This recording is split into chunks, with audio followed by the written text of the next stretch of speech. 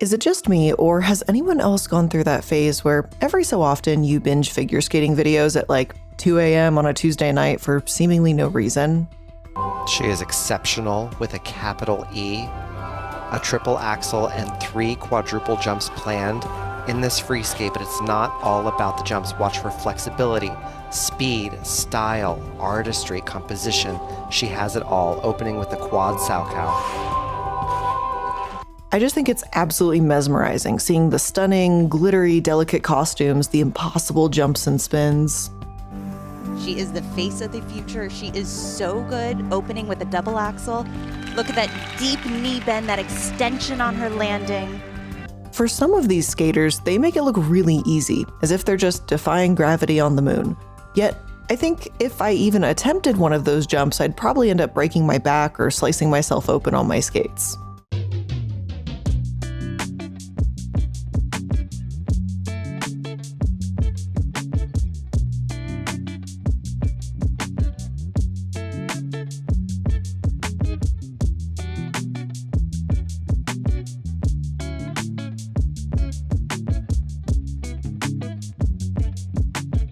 And whether these songs are old school classical or more modern and upbeat, these impossible feats are hypnotizing to watch.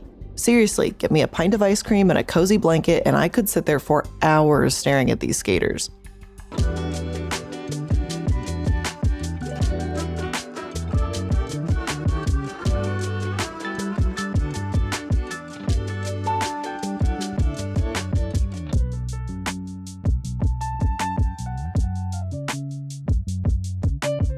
However, while figure skating is undeniably gorgeous on the outside, there's a lot of inner workings within this industry that are downright ugly. So let's get into what that is on today's episode of The Corporate Casket. And if you like episodes like this, you want more episodes without ads, and a whole bunch of other great things, make sure you check out the Patreon, patreon.com/illuminaughtii.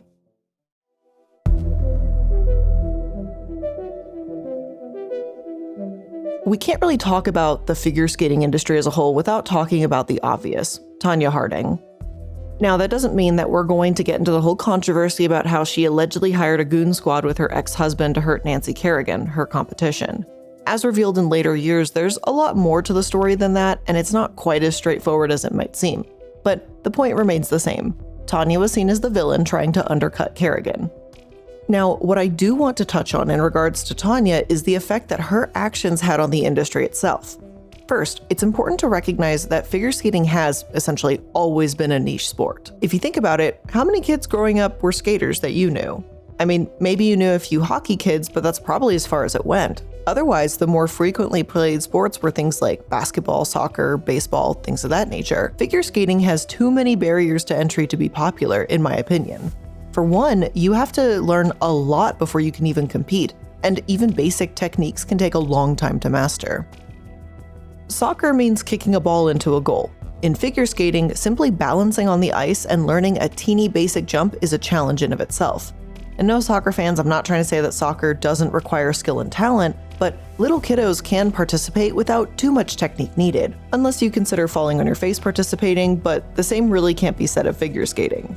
Plus, there's the more basic matters of not everyone having an ice rink nearby, coaches are harder to come by and more expensive, it's not really a team sport, and a win is based on what a judge says, not by goals made.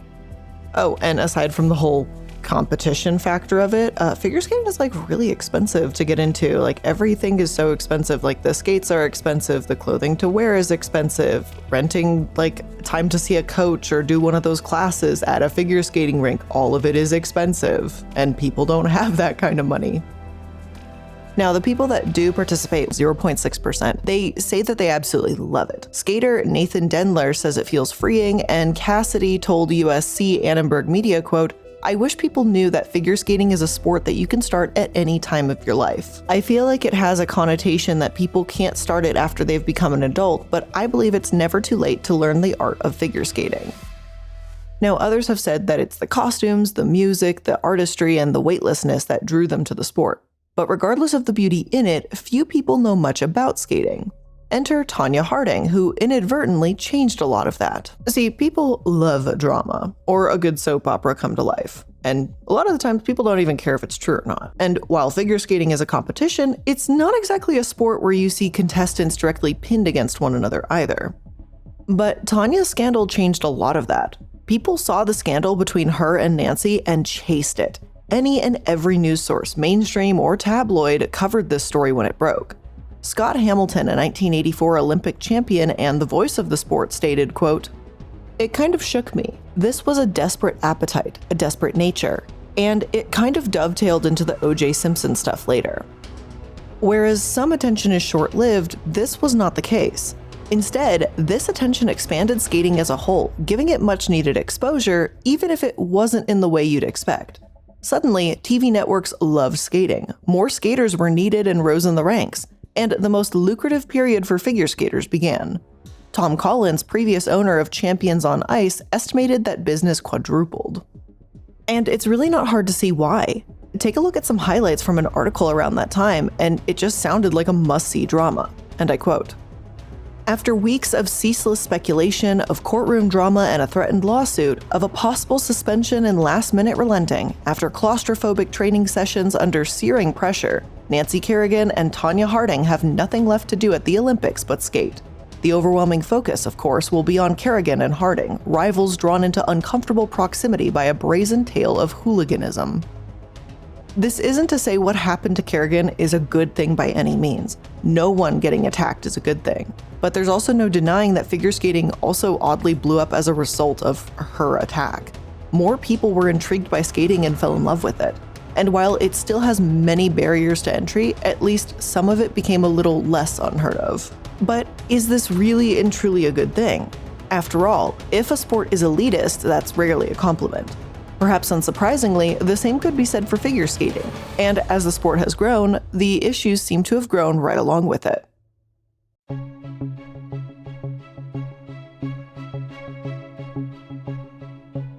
We've seen it with dance, with gymnastics, with a ton of athletes really. They all face pressure to be thin, or to have the sport's definition of a perfect body. And this is especially true in figure skating, where the focus on body image has gotten to the point that young women have developed disordered eating habits just to keep up. It is also worth noting the qualifier here, young women, as in teenagers too. The reason for that is that more developed women are said to be unable to perform quadruple jumps and certain tricks that you need to be thin and slender to do. And it's a tricky dilemma because yes, of course you want to give teenagers the chance to compete what they've earned and that they're able to perform these incredible tricks and routines. But if they're pressured to be as thin and light and young as possible, then is that trade-off really worth it? Is it really worth putting them under that kind of strain so that we can just see a few quadruple jumps? Josephine, a 26-year-old Swedish figure skater, told AP News that young, thin girls often do well in her sport, and on the flip side, this can put older skaters in a nasty position. Quote, "It usually is not like, oh, you have to look this kind of way, but sometimes one can hear, oh, if you were skinnier, you would jump higher or rotate faster." And this isn't good for any player involved from the sounds of it. Older women are put down for their natural, mature figures, and young women feel like they need to stay thin or else fail at a sport that they've worked so hard to be a part of. Yulia, Russia's golden girl at the Sochi Games, struggled with chronic anorexia for years and ended up checking into a clinic when she was only 19 years old. She explained that her illness ultimately killed her love of figure skating, and she hasn't felt drawn to the ice ever since her final competition, a Grand Prix event. She's realized that she needs to put her health first. And while strange celebrity encounters, like some strange man claiming to be her father on Russian state TV, certainly did not help, ultimately it was her anorexia that pulled her away from figure skating. And honestly and frankly, it's a shame, because not only will figure skating lose some incredible players this way, young and older, but it's teaching young athletes that they're worth less at a bigger size, which is simply not true. Elisa Liu, a 16-year-old US figure skater, said it took a while for her to cope with negative comments about her body. Quote, "I dealt with a lot of negativity like 2 years ago," she said of the many critics who have commented on her very public growth spurt. "At one point, I was like, why are they literally coming for a 14-year-old? That's so weird. They're just kind of creepy for that. Why are they looking at a minor's body that way? It's just a little weird and kind of wrong, obviously." And you know something's wrong with a sport when you've got adult judges talking about a young teenager's body, analyzing it, and it's the teenager who realized that this is wrong. Focus on her technique, her skill, her talent. Her body should have little to nothing to do with it. Unfortunately, because artistry is such a large part of this sport, so much of it is subjective. And as a result, judges seem to think that that means shape and size are things to be judged when frankly, I don't think it actually contributes whatsoever. I do agree with AP News here that a more concise metric is needed on that artistry or overall feel portion of judging so that figure skaters may feel less pressured to ask if their body affects their score. But until then, the pressure to be thin is real and it has real consequences too. Studies have been conducted on this topic, and one from Science Direct featuring 263 elite athletes found that there was a significantly higher prevalence of eating disorders than among other athletes or non-athletes. It's not about sports in general, Science Direct says, but it's about sports that emphasize the importance of a thin body shape. Like, no, being thin and lightweight isn't important in American football, but in ballet, in figure skating, yeah, that's where eating disorders are so frequent it's practically become a normalized thing. One ex-competitive skater, Jenny Kirk, has estimated that about 85% of skaters have an eating disorder, which is a huge percentage. And don't go thinking that this is just about the obsession over how young women look, but it's also common in men's figure skating too. Adam Rippon, who has spoken about the quiet starvation in the industry, admitted that back in 2016, he survived on 3 slices of whole grain bread, a bit of I can't believe it's not butter, and coffee each day. Each meal was literally a piece of toast, and this was for a professional athlete. And hell, I just think no one, athlete or otherwise, can survive long-term on a diet like that. But this is how he felt he needed to eat in order to look a certain way to be able to adequately compete. Rippon, 28, remembers wanting to resemble skaters like Nathan Chen and Vincent Zhao, his teenage Olympic teammates whose matchstick bodies facilitate explosive quadruple jumps. I looked around and saw my competitors. They're all doing these quads, and at the same time, they're a head shorter than me, they're 10 years younger than me, and they're the size of one of my legs, Rippon said. And here's a thought. We've heard about how these adult skaters obviously aren't built the same as teenage skaters, but maybe there should be different divisions, different weight categories. I have absolutely no idea what will help alleviate this problem or if anything can be done, but it certainly doesn't seem like the figure skating industry is looking for solutions here either. Instead, coaches and judges alike have encouraged skaters like Brian Boitano to lose weight, even when he was around 4% body fat. The first time Rippon heard it, he was only 10 years old, and his first coach said he'd never be able to execute advanced jumps with his, quote, heavy bottom. If a sport normalizes kids being told that they're too fat to truly compete, and possibly 85% of adults develop eating disorders, then I think that there's something wrong with the sport. But that's not all that's wrong with figure skating, not by a long shot.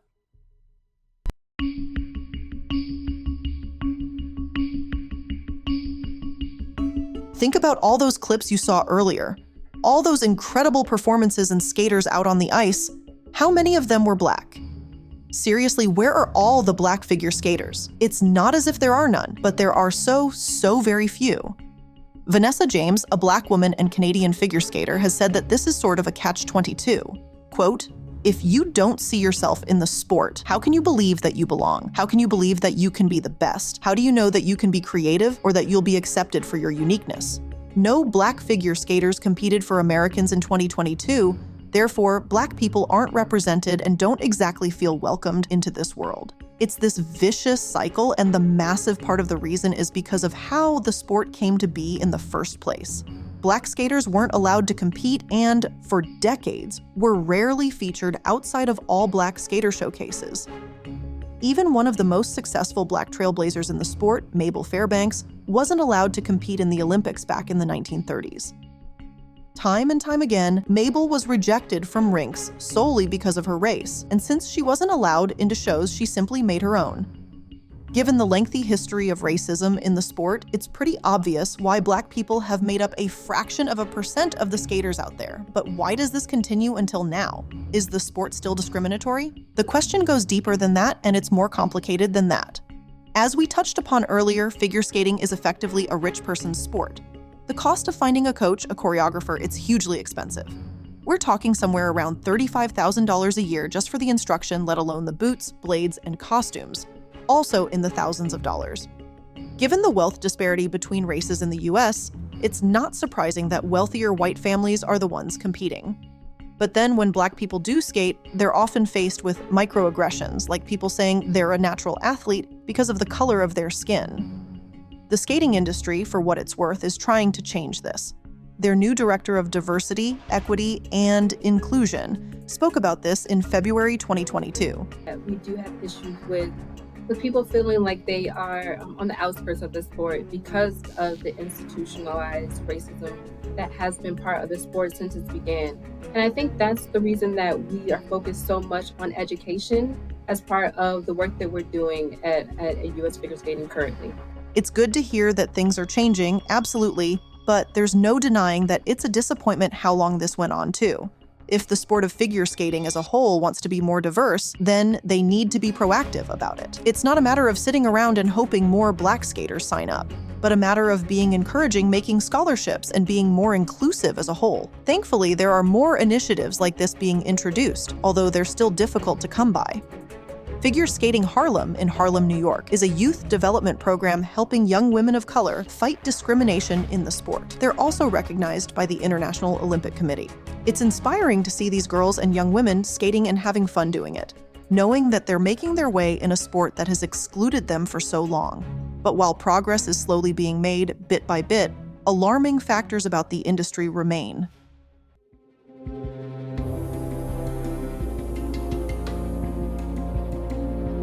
Kamila Valieva, a 17-year-old Russian skater, though she was 15 when this article was released, was found to have a banned substance in her blood when she was tested. She had 3 substances used to help the heart, one of which wasn't allowed. The benefits of this combination would be reducing fatigue, promoting greater efficiency in using oxygen, a variety of elements that might help an elite athlete, aside from a brief sentence about how it's unusual for a 15-year-old to have this many substances in her body. Most of the news articles I found on the topic simply discussed what a problem doping is in the industry. Quote, "The revelation has upended the Olympic skating competition and generated a slew of questions, including whether Valieva, who was favored to win the individual event next week, will be allowed to compete and whether Russia will be awarded its team gold medal. The United States, led by the men's gold medalist Nathan Chen, finished second in that event." End quote. Doping is a huge problem in sports, and yes, that includes figure skating. Some wonder if the notorious systematic doping was ever truly dismantled back in the 90s, as performance-enhancing stimulants still aren't all that hard to come by. At times, athletes have even accused their coaches of being the ones to provide them with these substances, pressuring them or forcing them to take the drugs to compete.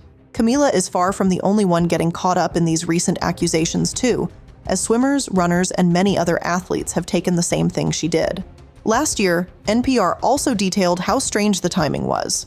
Why were the results of Kamila's sample only released after her performance? Why was she able to compete with a positive result for a banned substance? By all means, I think these are important questions to ask, and I don't think they should be brushed aside. However, what so many articles didn't focus on is Kamila herself. She was 15 when this happened. 15. Where were her parents, her coaches, or any kind of support system? Why did she feel as if she needed to take drugs to compete? Was anyone in her life aware of her taking this? It seems like, at least to a certain extent, the world of figure skating is focusing on the wrong thing here. Yes, doping is an issue in the Olympics, but a 15-year-old feeling the need to participate in doping should be cause for a different kind of concern.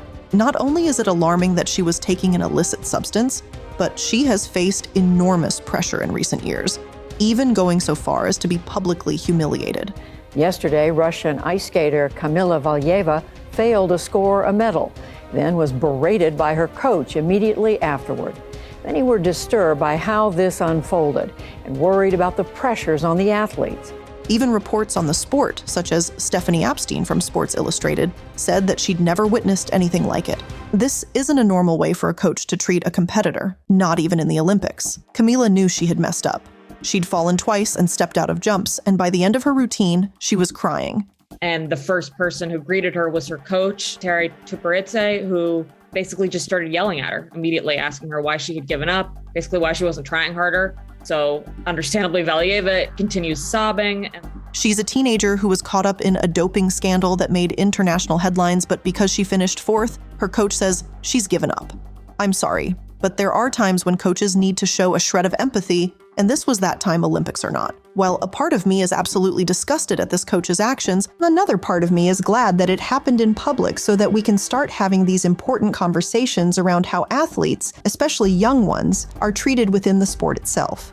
Even the young woman who finished second, Alexandra, cracked under the pressure of skating that day too. She'd completed an extremely challenging routine and, when she didn't win, began crying and saying that she hated figure skating, the sport, her coaches, and everyone had a gold medal but her. But as news outlets have pointed out, this isn't really a story of selfish teenagers mad they didn't win.